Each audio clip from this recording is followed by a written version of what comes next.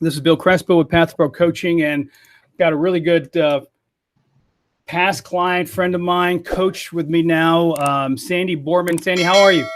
Doing great today. How are you, Bill? Great. And, we're going to talk about everything. We're going to talk about Kevin, your husband. No, I'm just kidding. We're not going to talk about Kevin. But the unique thing about Sandy, first of all, she's come from leadership, which I think is interesting. Also, she left from one state to another state, and how the difficulties of that and some of the issues in that. I also want to talk about the present industry and where we're going with real estate. But Sandy, tell us a little bit about, your journey from the other side to this side, and tell us how you started and how long you've been in. Okay. We moved from Colorado to Florida about started a team down here. We took a little bit of a sabbatical this last year, which was a wonderful thing. Right. We still have a team operating in Colorado in Grand Junction. We were with a large franchise for about 12 years, and we're owners and leaders in the company, and sold that when we moved to Florida. Right. And so a different company, keeping our team going in Colorado and getting ready to start a team down in the Florida marketplace that we're in right now near St. Petersburg. So you've been in real estate for how long? 15 years. 15 years. Okay. So, let's go back to this leaving a place you've been in for a long time. How long were you in that market before you got over here to Florida? Well, Kevin was in that market most of my 15 years. So 14 years in that marketplace. Yeah. So you're breaking up just a little bit, but we'll go back. So 14 years in that marketplace. And what was the market? It was, what was the name of it? Western Colorado, Grand Junction. Grand Junction. Mm-hmm. And then how do you run a team long distance? Because that's always a problem or a challenge for some people. You're in another state. How does that work? Mm-hmm. I would say that we are doing it in respect that we just have a buyer's agent back in the area. Mm-hmm. Kevin is still actually doing a lot of the listings because it's mostly referrals from past clients that we're working with right now. And then new listings that our buyer's agent, Aubrey, brings in, he assists her. So they kind of work a co-listing on the new listings that she's bringing in. Right. And then we have an assistant there that handles all for us, all that. Now go back. Your assistant's handling what? You kind of broke up. She's handling transaction coordination. She does all of our upload into our systems with our current company. And she also, helps us out with putting signs in yards, taking photos, things like that. Unless it's a high-end property, then we have somebody that we hire to do a virtual tour and photos. So what has been the most challenging aspect of this whole move for you? I think the validity of our team still. Okay. Without us being there.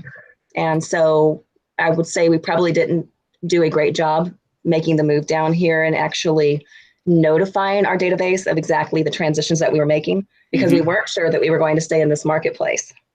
And so we didn't want to lose our business back there completely, but we also didn't want to scare everyone off and have them scattering to other agents. So we just kind of kept business going, status quo, as Aubrey's done a great job of handling all of our business. I think we've lost maybe one deal that I'm aware of because we weren't there. Kevin, you can do real estate from anywhere. You can sit in the Bahamas and do real estate in our world today. You can do, all the research. The only thing we can't physically do is walk into a house and actually see the condition. But when we have someone that's our feet on the ground there, they can take a camera and do a virtual tour for us, walk us through the house using FaceTime, whatever means it takes, so that we can get a real feel for what the house looks like. So what you're saying I would have done differently is that I would have contacted my database. There would have been a better planning on that, so that the people would have been, more aware, and you would have had more of a structured way of leaving. Is that what? Absolutely. Absolutely. Mm-hmm. Yeah. So, and then you were the leader. So, Kevin, your husband, was doing a lot of selling, and you were like running the team. Right. So tell me how those roles were. Well, they actually kind of reversed. They really reversed a little bit since we've been down here. I took a leadership role with the company in Florida for a while, and that didn't pan out for me. So he ended up being the lead of the team. So right now he's pretty much running the team in Colorado, and he is, doing all now specialist, rainmaker of the team. And then Aubrey works with him, co-listing some listings, and then also works with all of our buyers. And most of your business right now is past clients. Most of our business is past referral. Yeah, we were using Boomtown, but we found that they oversaturated the Grand Junction marketplace. Interesting. In the last 12 months, we did use another a large system before that with Keller Williams, and that company went out of business. team leads. And so when we've switched over to Boomtown, we just found it hasn't been as effective for the leads coming in for Aubrey. But fortunately, we have a good client base, and we still get a lot of referrals just from agents outside of the area that still refer to our team there. So what are you doing to stay in touch from here, Florida, to your people? What do you got going on, monthly or bi-monthly? Right. We still have drip campaigns going with people. So if it's a buyer, they're still on buyer drip campaigns. Sellers run seller drip campaigns. We do a monthly newsletter out to all of our clients with Facebook page at the moment. But that will get ramped back up again now that we're going back off sabbatical and getting really into the swing of things with the team here in Florida and in Grand Junction. So, all right. So you left that area, and what made you want to leave? I mean, I don't think I've ever asked you that question. What made you say, you know what, it's time to get out of Colorado here and move out of Grand Junction? What was it? What got you to that point? Kevin and I both had second marriages, and we had run this company for a long time. And I think we were just both getting a little bit restless in Western Colorado. I don't think it was really fulfilling where we wanted to go with our life, with our business. Right. And we knew that we wanted to live a little closer to the coast. So when an opportunity in Florida came up, we jumped on it. And that opportunity didn't end up panning out to be what we really thought it would be. However, we love the area and have decided to make our home here and going to build our business down here. You know, why does that happen in real estate all the time where these things, I mean, it's not just for you. I mean, it's happened to me. No. It happens all the time in this. That's why I think that real estate is not really business. They haven't figured out what the name is for it. Right. It's another thing. It's not corporate stuff. It's not even in corporate world. It's not really corporate world. Mm-hmm. So it's another word that we haven't invented yet. But hopefully one day someone would figure out what the heck this is, because we don't really run our business like businesses. We don't treat people inside the business sometimes. I know there's going to be arguments about that as a business. I think it's a very loose operation, even from the high up corporately. So now you're over here and that's being run. And what's the goal for over there? I mean, how long do you think you'll be able to run that? And what's the goal for that area in Colorado? We would like to see that run for at least the next 3 to 5 years and eventually have Aubrey take over that business completely. Or we may have a lead listing specialist to work with the team there. Ideally, what we would like to do is within the next 2 years or out of most of that business, and have it be completely referral, right? And have that team run independently with just our, making income from our splits with our team. I hear a lot of this expansion stuff all over the country, and I've never really seen a highly successful. They're either really, really big or it's a struggle. And so to run this expansion right, tell me how do you compensate? I mean, you don't have to get into details exactly, but How is that going to work for someone running an expansion team in another state? Who's the leader of that team for you? How's that work? If we bring in another leader of the team, I mean, they're basically going to get a bigger split than what we are. They're going to get a split from Aubrey because we're not going to be in the day-to-day business. We're not going to be involved with it at all. Right. So that team lead will get the overall, a bigger portion of the listings. We'll split our listing, with them. Right. And then on the buyer side of things, they'll get a little bit for helping out Aubrey, our buyer's agent, and then they'll be responsible, obviously, for the team as well. Would it be safe to say that you'd like to make 6 figures out of that area? Oh, absolutely. Absolutely. Yeah. So, and obviously bigger, but I mean, to do an expansion team, to be really working, you'd like to see that thing make 6 figures. Absolutely. Absolutely. And it's definitely not where we'd like to see it yet. With leaving, we have to ramp up that business again as well. With this sabbatical that we took, we've let the business in that area drop quite a bit over the last year. Yeah. And so we'd like to see it get back up where we'd like it to be. Aubrey's getting ready to close almost $1 million listing, $1 million buyer referral. Oh, good. At the end of next month. And so that will help our average sales price for the year.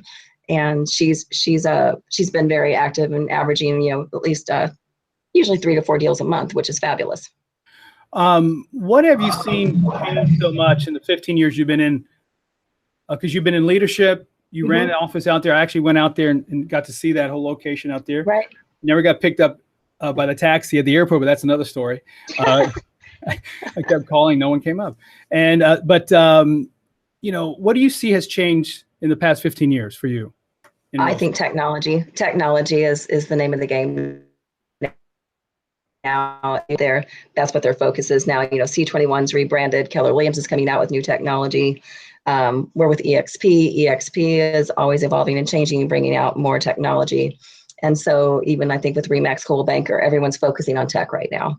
And what kind of pressure does that put on you? I think it puts a lot of pressure on people because you have to be evolving every day. The technology changes every single day, and you've got to stay on top of it. If you were using what you're using 5 years ago, your business is not going to flourish. Right. You've got to keep up with the market. I mean, there are certain things. I still think it's a relationship business. Absolutely. You still have to get some face-to-face time with people. But I do think that you've got to be very technology, and if you're not, you better have somebody on your team that is.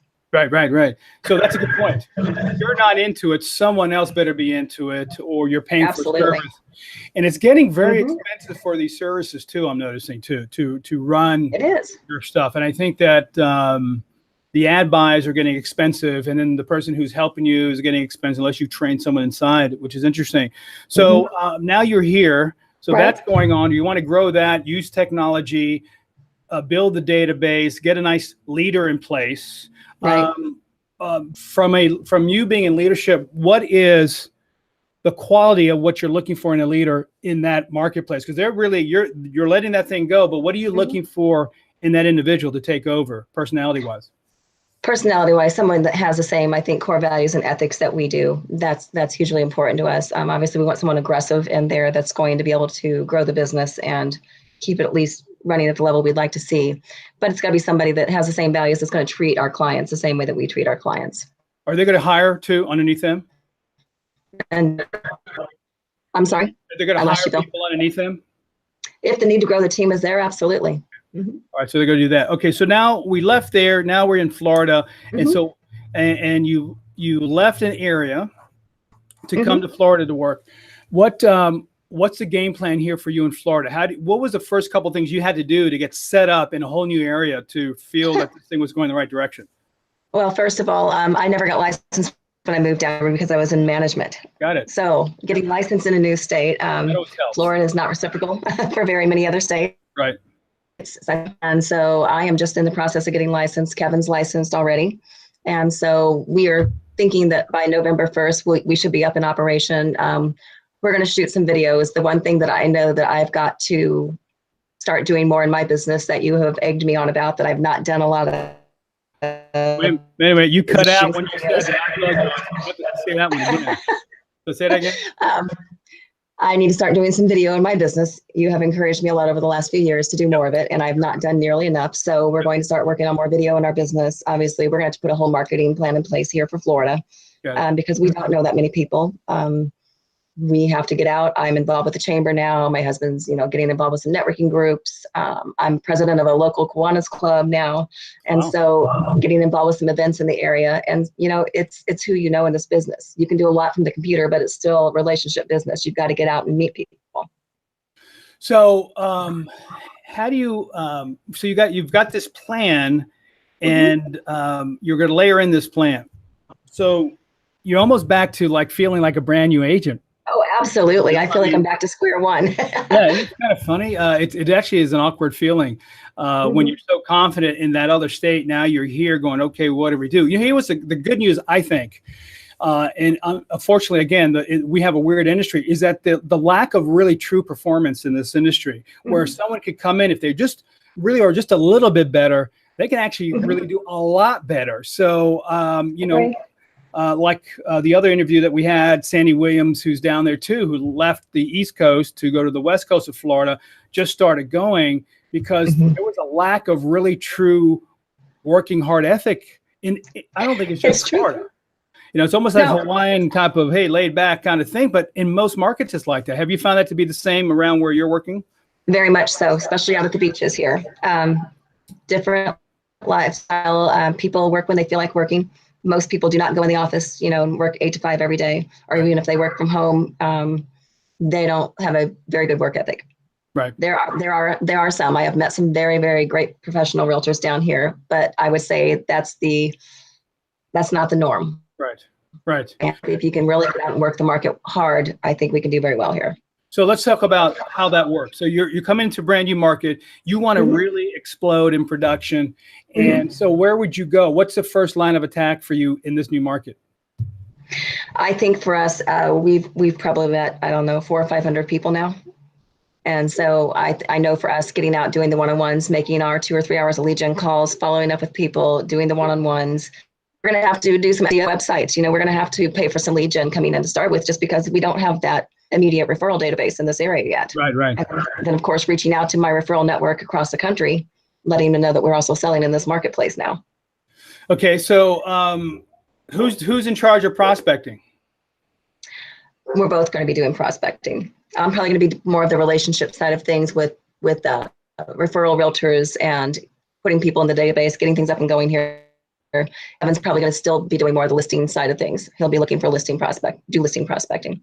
So when you're setting up, I mean, because you're in a new market, it's kind of fun, exciting, and also, I'm sure, stressful. What do you do for your mindset? How do you get yourself completely focused on what you need to be doing every day? I think we have to do the same thing that we did back in Grand Junction. We've got to get up every morning and set aside that lead gen time and make it ironclad. Make sure that no one's interrupting that time. Make those calls. Get comfortable doing it again with a whole new market of people that we don't know very well. Yeah. And I think for us, it's going to be a lot of work over this first year, just getting out and just really building those relationships at a deeper level so people feel comfortable referring to us, because they don't know who we are. They don't know our experience. And so we have to share what we've done in the past so they know who we are. It's interesting. It does affect your ego a little bit, right? You're like, hey. It does. Oh, yes. I'm not, don't have the reputation I had in Grand Junction now. Yeah. So how do you convey your experience? I mean, because when I talk about persuasion techniques, we talk about the approach, the conversation, and the end game. And we want to establish honesty, trust, and expertise very quickly. You've been through the classes that we're teaching. Right. So how do you do that? I mean, how do you not be so, hey, look at me, I have experience, but how do you bring that on to a conversation so it doesn't look so egotistical or that you're closing too hard? I think you have to be very knowledgeable of the market. Okay. We've got to know here just as well as we know the market in Grand Junction. We have to come across as an expert. And I think we have to be confident in what we're delivering, because if we don't show that confidence, they're not going to have that trust and faith in us. How do you know the market? What are we looking at to know the market? What kinds of things? We have to preview properties just like everybody else. We've got to know what our market is here. We've got to look at what the new listings are coming on the marketplace. Right. Previewing at least probably 15 to 20 properties every week. Get out, start doing open houses again. I mean, it's going to be, like you said, starting all over again. Doing the 5. Yes. So previewing properties and just getting back to the swing of things. I know. And listen, we're all human. We all want to get out. It'd be better to be on the beach. It'd be better so you've got all this distraction. It's a beautiful place to be.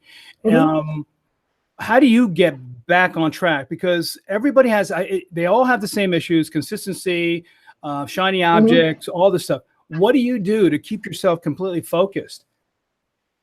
I think at the end of the day, you have to look at what do you need to make a living, and what are you doing to achieve that?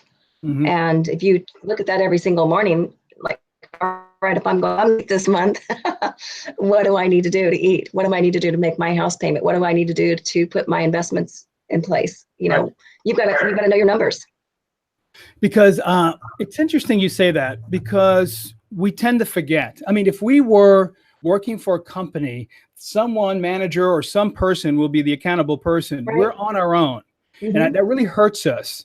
And so we have to recreate, I think, this thing. You got to either remind yourself, I got bills. Just recently, and I think I have to send you the article. We witnessed something this weekend was pretty incredible. I don't know if you saw what happened with Tiger Woods, and this is going to be recorded. I did. Be around for a while. That was an amazing feat. And I actually sent out the article that was written by someone who analyzed him and what he did. Can you imagine? You're in the lower end you were on top, and now you're nowhere near on top. Right. Your back hurts. You have personal problems. You got busted for DUI. And if it was a real estate agent, they would have been working at McDonald's by now. Right. But Tiger Woods stuck with it. Right. And they said something about momentum. I actually had it on the phone. I was giving it to my client today, and we talked about momentum and consistency. How we momentum, he had it.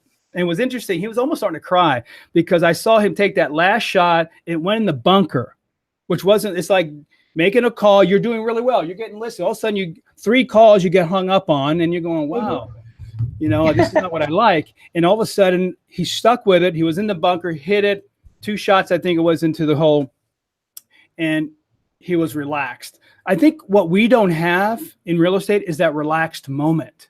We're never relaxed. And I think we have to live a life that does what, you know, we get stuff done, but when do we relax? I mean, how do you relax and know that, okay, I had a good day, we got to do it next week or something like that, or next 2 days again? And how do you get to that point where he did and said, gosh, woo, we made it? I would say probably when I coach with you, I learned that well. I think I learned how to turn it off sometimes. That's something that I'm really, really proud of myself for, is I can disconnect from my day. And, you know, we're very, we have a date night on a calendar every week. That's great. We have certain things that we do on a weekly basis that are for us. And so we just turn it off. And you just have to take that time for yourself, or else you stress out all day long. And so I think I think the big thing again is we're going to have a coach again, Bill. We've got to have the coaching. We've got to have the accountability. Yes, sir. I know. I think I know a good coach. Yeah. And that's really important to have that in place. How do you, as a couple, both being in real estate, because my wife was never in real estate with me. Is that, how do you make it easy, and what could go wrong in that situation? What do you have to make sure of? Some of it in the past. Yeah. And we've been divorced. We're all been divorced once, so we know how that goes.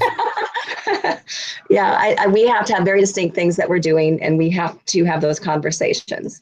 And when we don't, you know, it's just like this, you know, we just have to know what each other's doing, and we have to be okay with letting the other person handle that completely, and being able to walk away from something. I can't micromanage him. He can't micromanage me, or it doesn't work. You know, we've got a couple of really good friends that are couples and really well. And everyone I've talked to said that's exactly what you have to do. Is he has to do his thing, I have to do my thing, but you still have to come back together at the end of the day and say, what did you do? What did you do? And are we achieving what we need to achieve to get where we want to go? You know? What is this? What's Kevin's person? Just, I kind of know it, but just share with us. What's his style and what's your style? Personality-wise. Kevin is a DI, but he's probably much more relational. And when he talks with people, he will talk someone's ear off if you let him. Right. And but he really wants people to understand what's going on. And I'm a little bit more of a high D. I still have a lot of high I in me.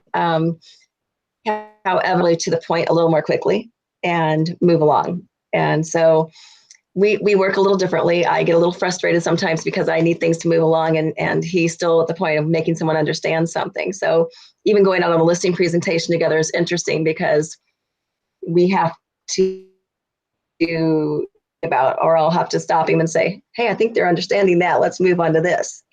And then I'll go into marketing, or I'll go into something else. And so just keeping that flow going, I think, is important. So there's a subject. So you, first of all, I know both of you, and coaching Kevin and working with you. I mean, you're absolutely right. Personality styles, that I know. But what's interesting is this whole thing of going in as a team into a listing appointment. If you don't have it down together as a rhythm, it could be really awkward for the other person and awkward for you guys. Have you talked about that, or how do you guys, what's your role? What's his role in listing appointment? He really goes through the numbers. He'll go through what, the listing presentation with them, right, through more of what we do on social media, how we handle things. Definitely have a very different take on the listing side of things than he does. And so it works out pretty well. I think we can wow people with his knowledge of the marketplace, the numbers, and then I get into I'm more the high energy. This is what we're going to do for you, and this is the pretty brochures that we do, and this is our website and things like that. Right. Who's the closer? Probably me. Really? Yeah. So what would be the close that you have done in the past that kind of works most of the time for you? What is the type of close you're using? Really, I mean, at the end of the day, when we get done with our listing appointment, is there any reason that we're not ready to sign this contract right now? Is there anything that we have not discussed with you today that does not make you comfortable listing with us right now? I mean, we'd love to be your realtors of choice on the home. And I think you just have to ask for the appointment. I think so many realtors don't. Right. They know that there's 2 or 3 other agents coming in. And you're like, oh, okay, well, please call me after the other 2 or 3 agents come in. And guess what? They don't. And so, I mean, we've even had to call other realtors and say, we just took this listing. We understand that you were supposed to be coming in tomorrow because the client was too embarrassed to call them. So we've had to do that before. And you just have to be okay with doing it and still doing it in a professional manner. Yeah. It's pretty amazing when I coach teams, and we've never really discussed it because at the time that wasn't happening with you, but how to have not signals, but way of handling it in case it goes a different direction. Because a lot of times if I'm with someone, like I remember going to an appointment without letting that person know, because I'll do a reverse selling and it almost looks like I'm going away from them. They're trying to pull it back together again, not knowing that I'm using a technique. Right. Then all of a sudden they freak out. The example was just recently, I think a couple of weeks ago, I was taking a guy out on a preview, and the lady was really giving her emotion about what's happened. She's a single lady putting this all together, and she did all the work, and she's starting to well up a little bit. The guy with me, Phil, did not, it was uncomfortable for him.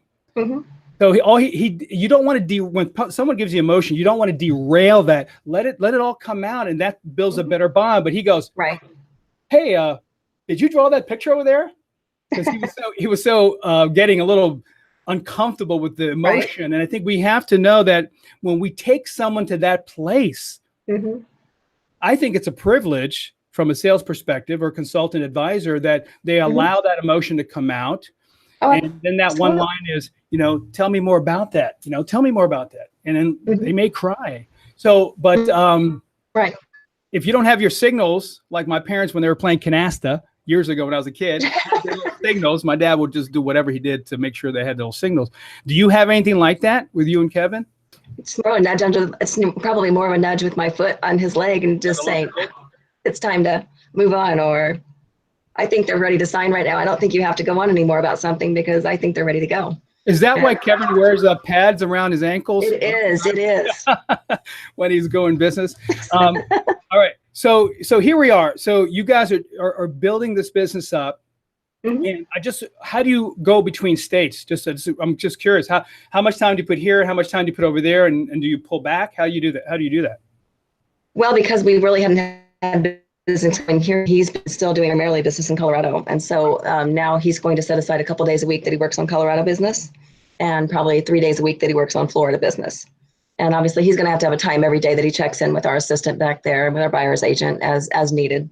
But we just have to have that distinct time set aside for what we're doing here, what we're doing there, making sure that our calendar is in sync. Right. And in your first 6 months, what would be a successful first 6 months in a new market like you're in? And what would you like to see happen?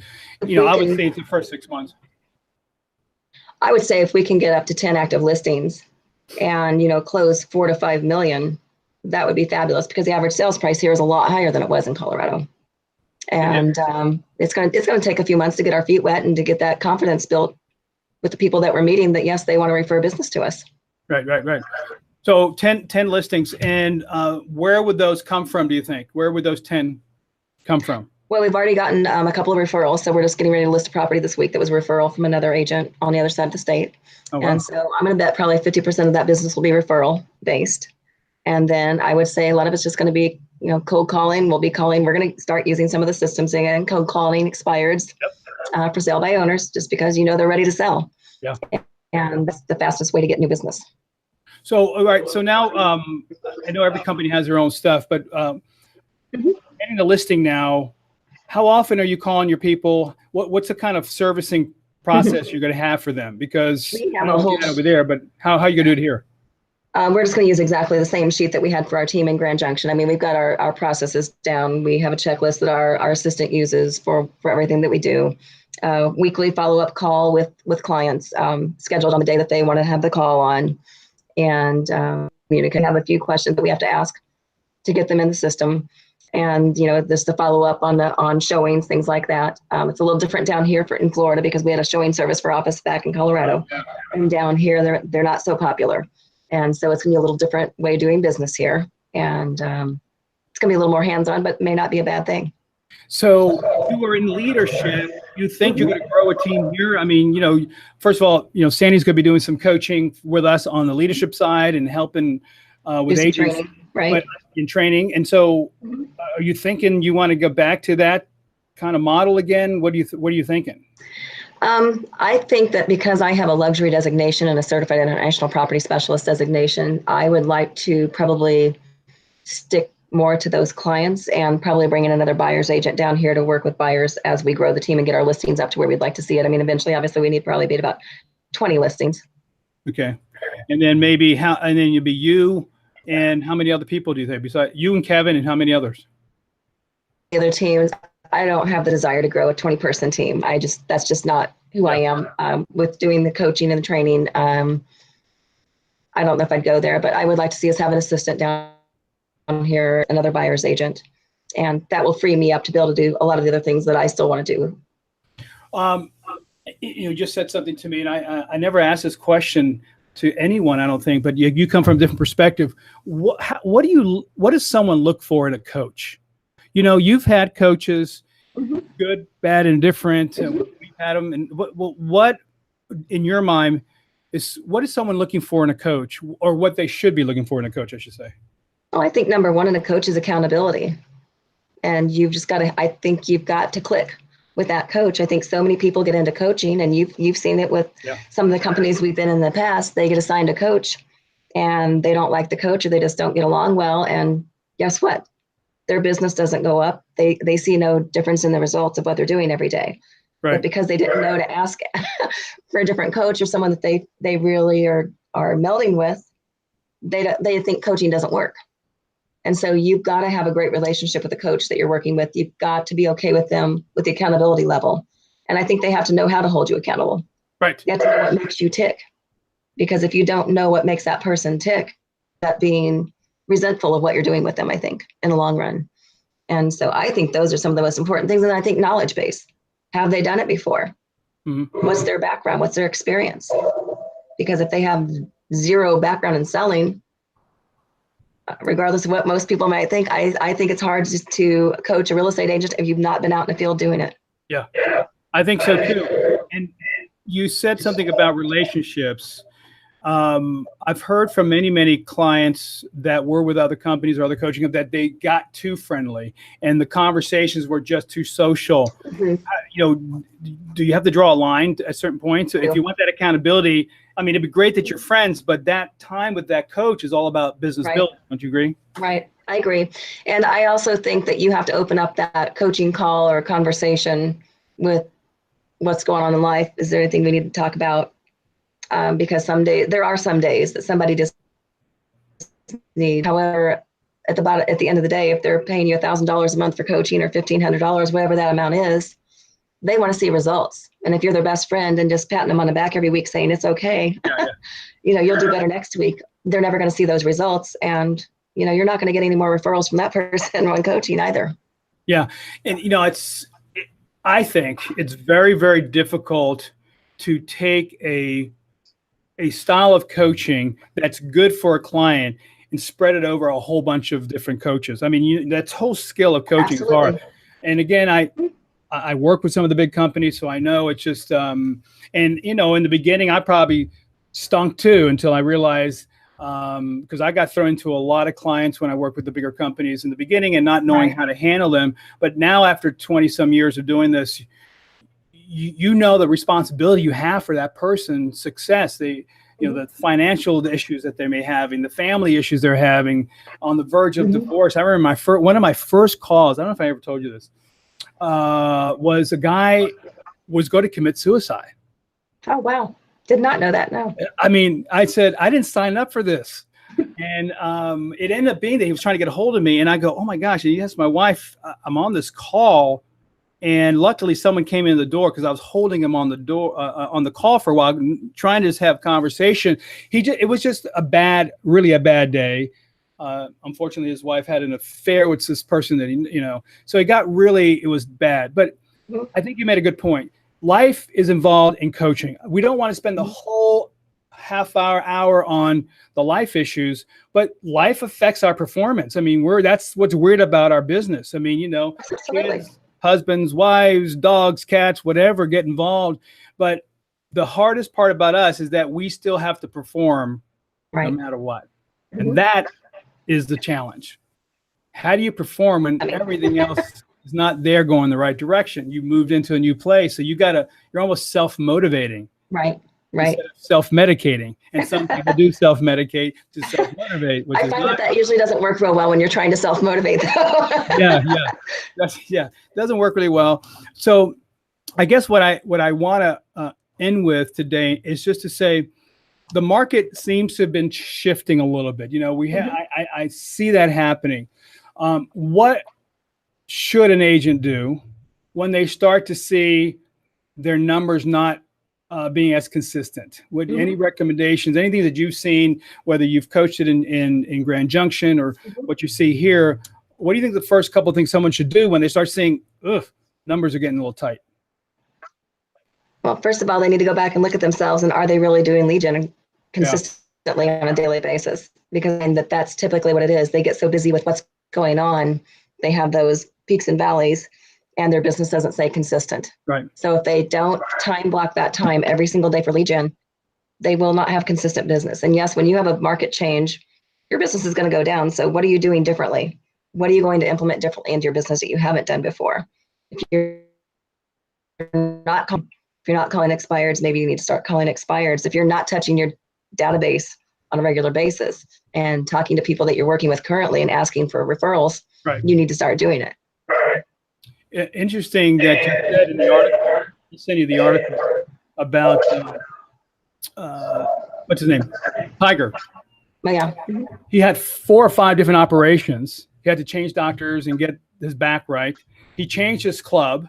He mentally had to move forward. So what you just said, he had to make these changes. And I think I was talking to a client today, how we have to kind of almost look at ourselves from a helicopter, almost from that vantage point, look down at it and say, what is the technique? Because as we get older, we don't want to change. We don't want to break it. But if we're in sales and we're older, meaning in the 40s, 50s, or 60s, we've got to have that resilience to do what he did at his 40-some years old, but he was on top and went down very low, is to really look at ourselves. And I just talked to the client about that. And is it schedule? Is it diet? Is it exercise? I mean, we're talking about becoming this fine-tuned machine if you see your market changing or, the market tanks in some markets around the country. I mean, people made money in bad markets. Absolutely. I think in the first recession, everybody got shocked. And we weren't ready. I'm not saying that anything's coming bad, but I think we just have to know that if your market is flat, you don't have to be flat. Right. But we don't have to sulk and get into this depressed, almost paralyzed mode that we get into. And I see that happening with some people.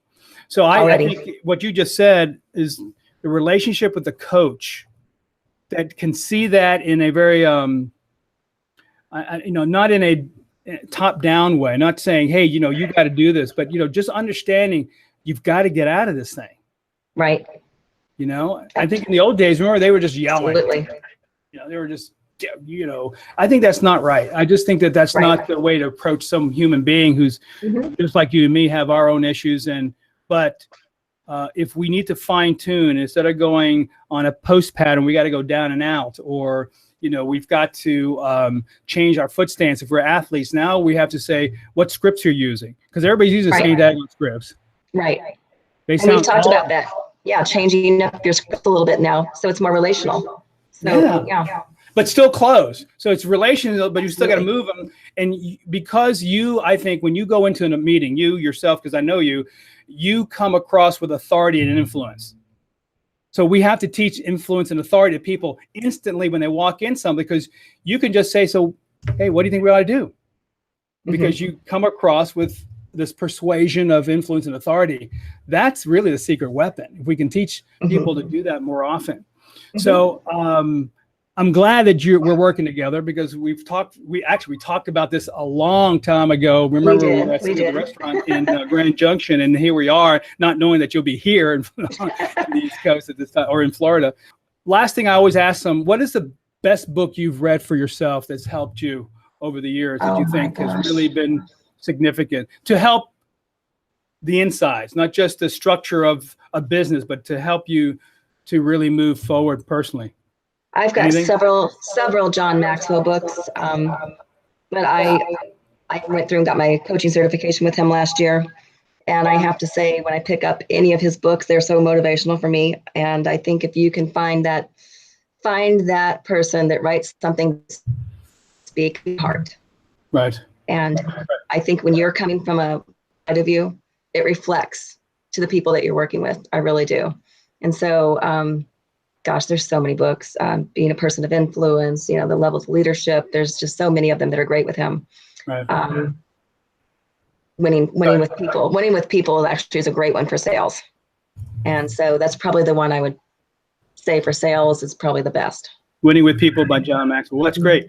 So Sandy, tell us how someone can get a hold of you, have a referral to your neck of the woods, and tell them exactly where you are so they'll know where to refer. We're in the St. Petersburg, Clearwater Beach area. And so just to the middle Gulf Coast, north of Sarah. And you can get a hold of us. My email is sandy.borman@gmail.com, or you can get a hold of us at 970-250-9943. Cool. So I'm excited. I'm really excited about what's going on with you here, and that you're closer to you and Kevin are closer, and we can start working together. So thanks so much. And we're going to be doing a lot of things together. I look forward to it. Thank you, Bill. See ya. Bye. Bye.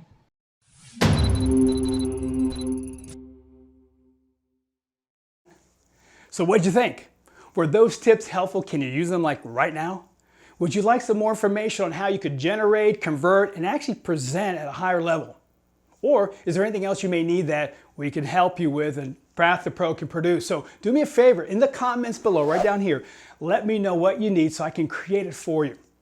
Here's another thing, share it. Share it with your friends, other people you may know that may need some kind of help, and subscribe to the YouTube channel, okay? When you subscribe, hit the bell. That way, as I add new videos, you'll get it, and you'll be able to know when it's okay and when you can just start to look at it, okay? So thanks so much for being on Path2PRO TV and watching the videos. Start to work on it right now. Start to take your business to the next level and your skills. And subscribe, make some comments, ring the bell, okay? Look forward to talking to you next time on Path2PRO TV. Bye.